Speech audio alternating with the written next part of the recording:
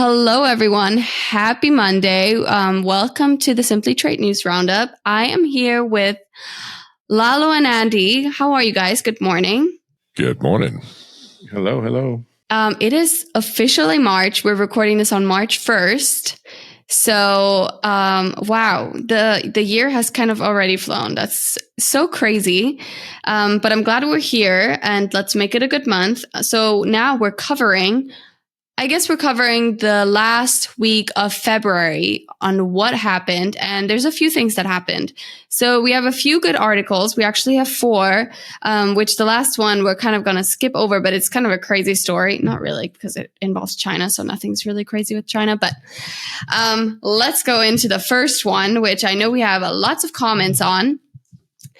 And this one is on the tax-free status of movie, music, and games traded online, which is kind of on the table as the WTO nations meet in Abu Dhabi. And every time I say Abu Dhabi, it reminds me of Sex and the City, because they go to Abu Dhabi in one of the movies, and I just always remember Abu Dhabi because of them. But anyways, so the WTO discussions have basically brought the issue of tax-free digital trade to the forefront, which we have talked about last year too.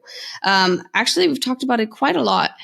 And there's loads of proposals of emerging on whether to extend or end the tax-free status.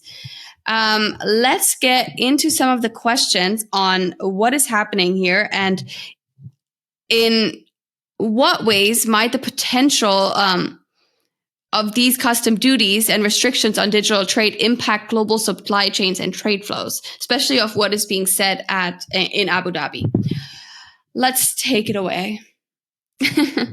We have talked about this. It doesn't seem like anything is changing. There's still countries that obviously want to tax or impose duties on digital trade. Let's just call it that. And it could be anything from e-commerce and just simply streaming new movies and buying things on well, that is e-commerce. I'm sorry, I meant to say using the internet and access to data and information on through the internet. So this won't just affect B2B, right? This will basically also affect any consumer, any like us. Matter of fact, it will hit mostly consumers. Right. It's mostly consumers, but you won't see it. Here's the cost for your Spotify plus the tax. You're gonna see here's Spotify, but at a higher rate. You know what I mean? Because they're gonna be including that tax on there or duty. I already pay tax for Spotify. Actually, I realized that, but I don't know if that's the case.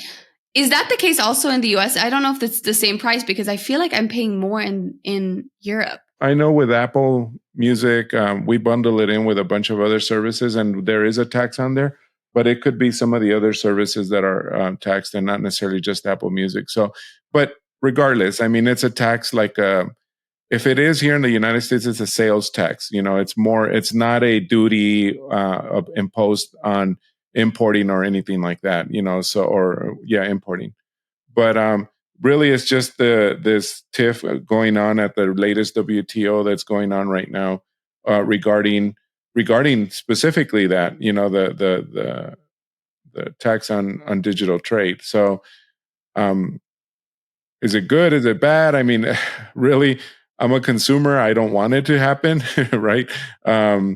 And I'm not a manufacturer or an importer exporter of digital goods, but I know it will affect us a lot here in our business. I mean, we do, we do a lot of digital commerce. So anyway, but Andy? I think this is also, as we've talked, you just mentioned this, Lalo, as we've talked before in the past, this is, in my opinion, the first stepping stone. They're trying to push it as a scenario of taxing in the entertainment industry, music, games, your online gamers, all you guys, folks out there doing that. This would be a stepping stone to taxing that. Now, the U.S.'s position is to maintain. There's a moratorium on having no taxing or customs duties on digital transactions. the World Trade Organization, in my opinion, they're sitting here worrying about this. And this is nothing more than just a revenue grab of governments. Governments are looking for, figuring out ways so they can generate more revenue. And the two that seem to be pushing this more than ever is South Africa and India to lift that moratorium. And it will take a majority of the WTO countries to vote to either keep the moratorium in place or lift it. And then if it's lifted, then you can see very quickly that there are countries that will then put forth their own legislation to start taxing digital transactions. So putting this in perspective, again, they're using the context of movies, games, music, things of that nature, what you're doing. So it hits almost every consumer out there with a phone, with a laptop and all that. But it's just a stepping stone. Then the next scenario is going to be, what about a tax on financial transactions or a tax on e-commerce and all those different things? There's already taxes on a lot of the sales tax on an e-commerce transaction. But what about the actual digital transaction when you're searching the web or you put in an order and all those things? So here's where it bothers me. If you stop and think, let's just say that they push forward and say, okay, they're going to start taxing, let's say movies and music. With all the digital transactions that are underway, if you will, through the internet providers and your routers and different things of that nature, the government, how can you tell which digital transaction is a movie and which is a music and which is just software from a business? How can you tell which is which? If you have everything in one big bucket, if you will, one hose of digital transactions and going through there, the government's going to be inserting themselves somehow to differentiate, to see what's going to be and filtering out. These are the ones we need to tax, and these are the items that are not taxable. Well, with that, they're going to be reviewing digital transactions. And in that scenario, then the government's going to be looking into what you're doing. Now, people can call it like, oh no, that's, a conspiracy, or that's, you're afraid of the big government. But the government, how are they going to tell? Even if they push it to the private sector, how are you going to tell if what you're doing should be taxed or not? Somebody's got to filter all that out. That's where you're going to lose more and more of your privacy. Yeah. Yeah, I think it's interesting. So that's something that's also interesting to me, obviously, because I'm also a consumer. So we'll definitely keep you updated on that. This is the first time we hear this this year. Obviously, it's barely March, but moving on to our next article, which is it says U.S. government imposes over 600 denied parties designations on second anniversary of Russia's Ukraine. What? Is second anniversary? Yeah, it's the U.S. Ukraine has been going for 2 years now. That's crazy. I can't imagine 2 years. Like, it doesn't even seem that long. Okay, well, so basically, the U.S. government's imposition of over 600 denied parties designations on Russia's related entities poses challenges for international trade. There's a few things they're talking strategies and whatnot in this article, and I'm wondering how these recent U.S. sanctions on Russia and related entities are impacting our international trade operations and supply chains in this, and where this is kind of heading now after these 2 years. Well, you have, we talked about this just recently, where Switzerland finally is looking at supposedly a neutral country, and yet they're facilitating the financial transactions of Russia and other companies and countries around the world through their Swiss banks. I will just say that, the U.S. is adding and getting tougher along with a few others. The problem is that I'm glad they're doing it. This is just another one of those where if you're really serious, they should have come out and hammered this early on. But Russia maybe has it takes already a bit. found It ways. takes a while, probably. Well, it does. And that's the point, is that they're adding many more specific people to the list. But, like, for example, there are 3 people that are listed on this denied party screening that are key people within the prison where the recent, opposition leader to Putin was died and was killed. And it's like, okay, is somebody in doing business with some of these, prison leaders is going to do something? Yeah, they're on the list. I don't know.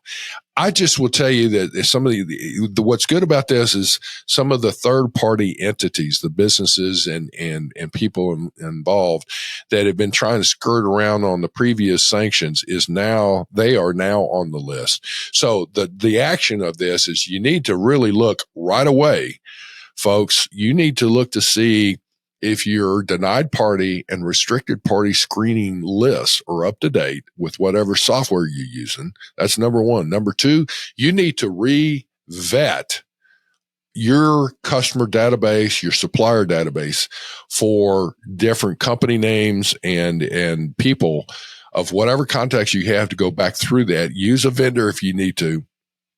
And the third thing is you better start vetting your customer orders and your suppliers that are new into this process, and not do it just once, but do it several times in the transaction, because these names are being added to the list as software is being updated that checks it and all that. And you need to look at that because this is a much more extensive sanction list. And the effect on your supply chain could be that you've been doing business with somebody that's been somewhat considered a third party entity, like two levels removed, 2 tiers removed from Russia, and now they're involved. Do you think that after, it's been 2 years, and remember we did a sanctions video or webinar, something like that. That was a year ago, I believe. Do you think since a year a lot has changed? Yes. Okay. Yes. We are going to release a new webinar on this. We've been talking to our instructor, and he's putting the presentation together. So just look for that, because that will be coming out here pretty soon. Good. Let's keep it in advertising. Support of that, you're also saying that what has changed is, like, remember the BRICS initiative, where the people are trying to move away from the U.S. dollar as the international currency for exchange rates, and things of that nature, and circumventing this. The U.S. government, for both imports and exports, is going to be much more enforcement minded, and you need to be aware of that. So, taking a course on the latest on the sanctions and all that is a very wise move to get up to speed, because it constantly changes. Yeah. Good point. All right. Moving on to the number 3, which is Egypt attracting 40 billion, I said billion, investment for green energy development in the Suez Canal. So they're aiming to diversify energy sources, creating jobs, stimulating economic growth, which we love, and position Egypt as a global leader in green hydrogen production. There's definitely lots to talk about. Yeah, the hydrogen production is interesting. I am not very familiar with any of that, but that's probably, yeah, let's talk about it, because I don't know what else to say on that. What's your standpoint on this? This kind of proves and shows that green initiatives are not going away. In this case, Egypt is not only doubling down, they're probably quadrupling down. I mean, with a big investment, they are aiming to be like the hub of, the leader and the hub in hydrogen power. So, I mean, that's my take on it is, if you think green trade and green initiatives and all that are going to go away, there's absolutely no way. I mean, this is always on the forefront. It'll always be here. It's going to continue to be here. So I think it's the future, to be honest. I mean, it has to be. I'm a full supporter of renewable energy as an enhancement. And as technology goes, and it'll take more time, it can possibly become even more of a contribution to the energy needs around the world.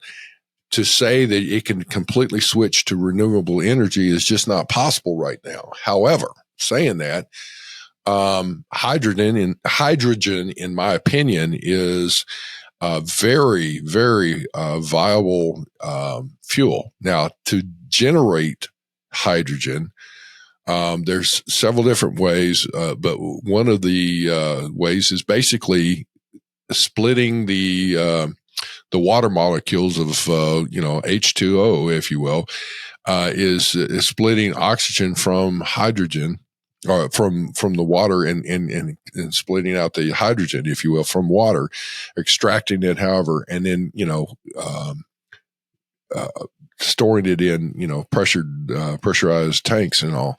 And then hydrogen itself is a good clean burning fuel. Now there's a lot of risk with that, just like any fuel, but all that to say, we'll see how this goes. This is, I salute the issue there because it's good. The question is, how do you generate hydrogen without, and the article even goes into some of that, without using fossil fuels? It's one of the things is you've got to create steam in the process to extract out the oxygen versus the hydrogen, and go from there. Well, how do you heat it up? You've got to heat it up some way.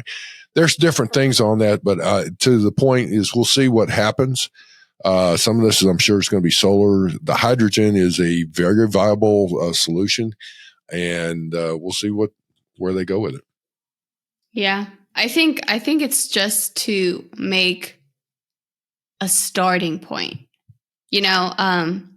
A country has to do it at some point if they have the resources, and I think if they care, I mean, I get it. I think there's a lots of points, like pros and cons, that go into green energy and whatnot, and I understand that.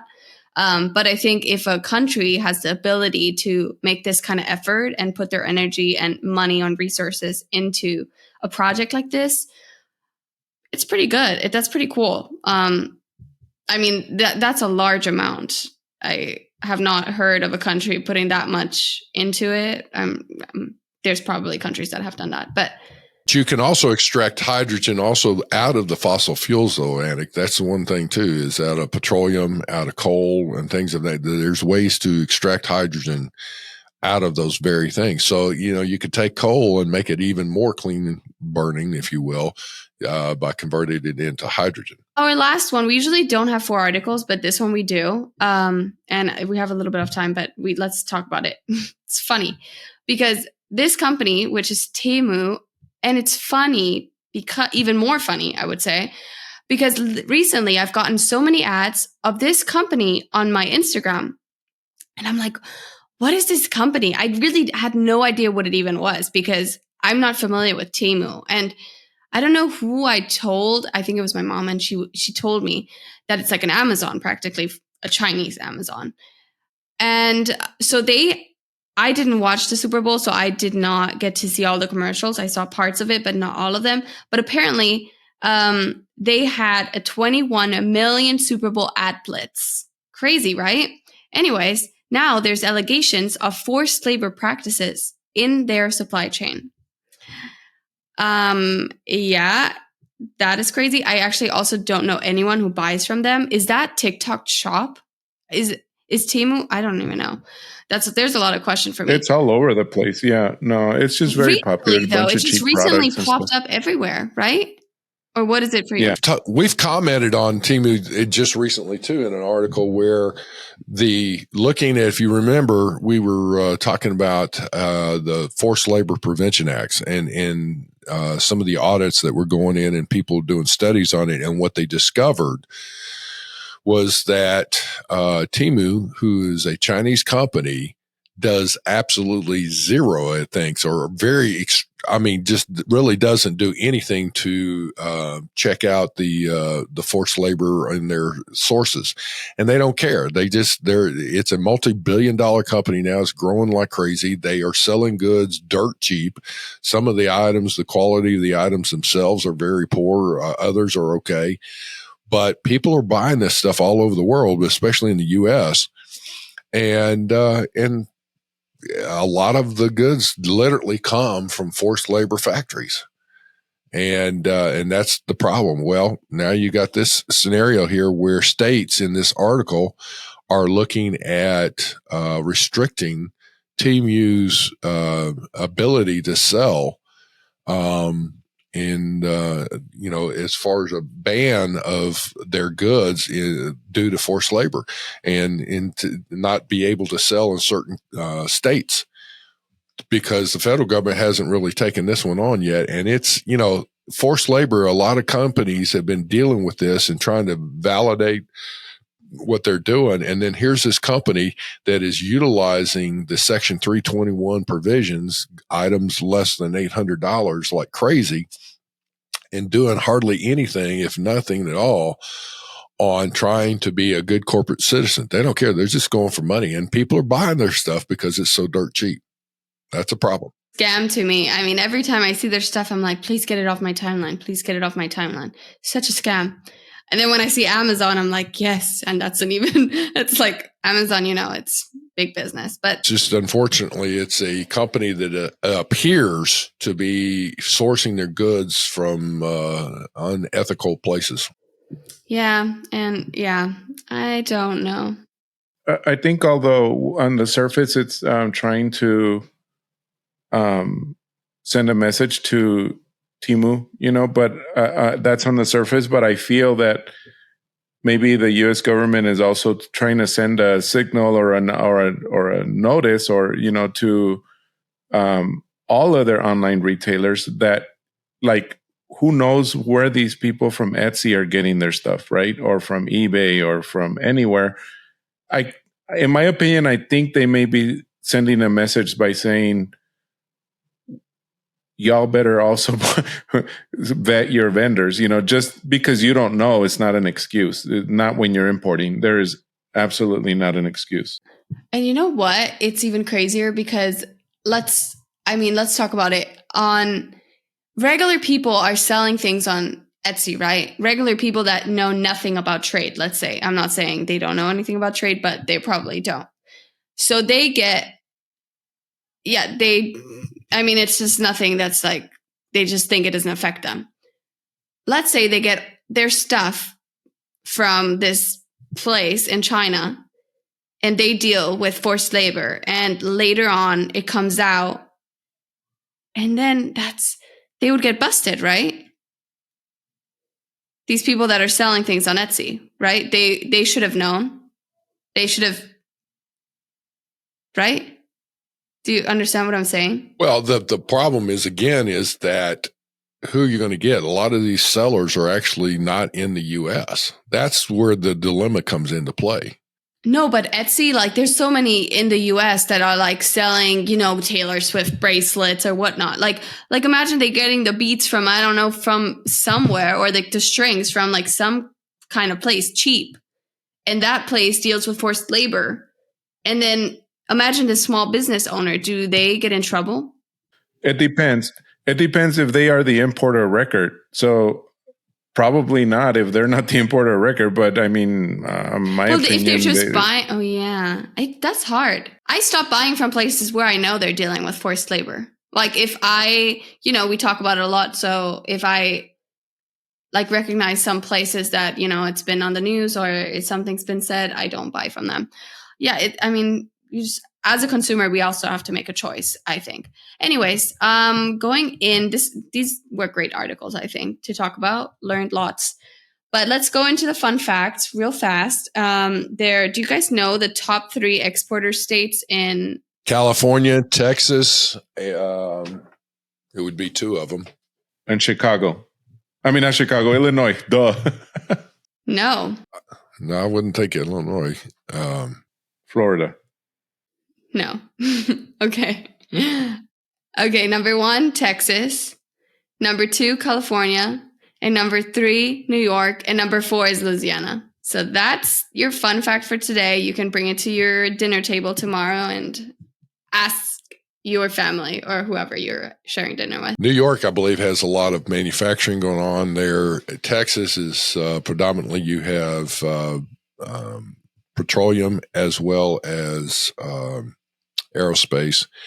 Louisiana is mostly petroleum, and California is agriculture and aerospace. Anyways, that was it for today. Hope you guys enjoyed this episode. Again, all of our trade gems, which we call when we're taking out all the good stuff out of our episodes and turning them into a little snippets on our YouTube. So you basically, if you don't have time to listen to a 30-minute podcast, you can go on YouTube and listen to the 5-minute video or 10, 15-minute video that has all the good details. If you don't, but always listen to our podcast anyways. I mean, on the way to your work, at your work, whatever you want to do. That is it for today. And we will see you back next week. Share anything you want to share with us on LinkedIn. And yeah, anything else? Just real quick, if you're listening to this on Monday or Tuesday, or maybe even Wednesday, Andy and I are at the TPM conference, the Trans-Pacific Maritime Conference in Long Beach.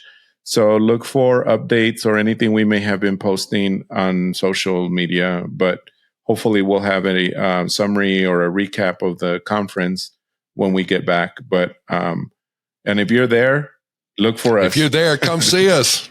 Yeah, just look for us because we're going to be walking around everywhere, like recording and everything. But if you are there, just come and look for us. We don't have a look booth for a guy with a cowboy hat, and you'll exactly, spot us. Just look for a guy with a cowboy hat. Yeah, you will not miss that one. All right. Well, have a great day, and we will see you next week. Bye.